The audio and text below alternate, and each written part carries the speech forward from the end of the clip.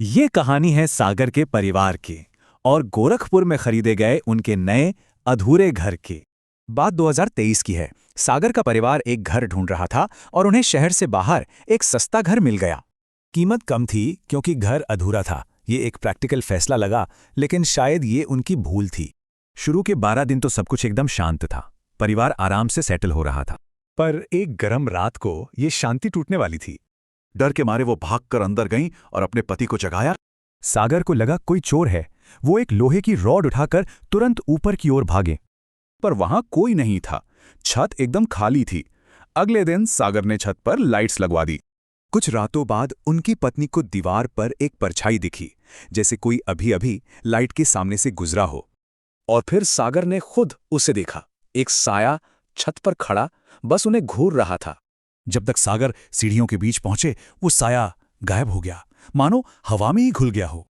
कुछ रातें और बीतीं और फिर एक ऐसी आवाज आई जिसे अनदेखा करना नामुमकिन था।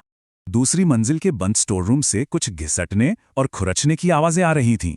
सागर ने चुपके से जाकर दरवाजे पर बाहर से कुंडी लगा दी और फिर चोर चोर चिल्लाकर सबको इकट्ठा किया। करीब 10 पड़ोसी डंडे लेके जमा हो गए। अब चोर का बचना नामुमकिन था। सब ने मिलकर दरवाजा खोला, पर अंदर कोई नहीं था। कमरा बिल्कुल खाली, ना कोई खिड़की, ना ही कोई दूसरा रास्ता। पड़ोसी तो चले गए, पर सागर को अब एक भयानक सच समझ आ रहा था। ये कोई चोर नहीं हो सकता, ये एक भूत था।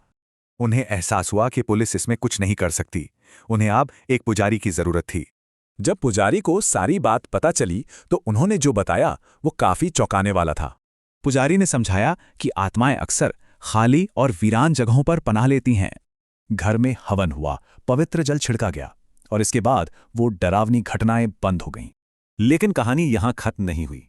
कुछ ही दूर एक पड़ोसी के घर में भी ठीक वैसी ही चीजें होने लगीं। पुजारी ने बताया कि वो आत्मा सागर के घर से निकलकर पास के दूसरे खाली घर में चली गई थी। तो सवाल ये है कि क्या वो बुरी आत्मा हमेशा के लिए चली गई या वो आज भी एक नए खाली घर की तलाश में है।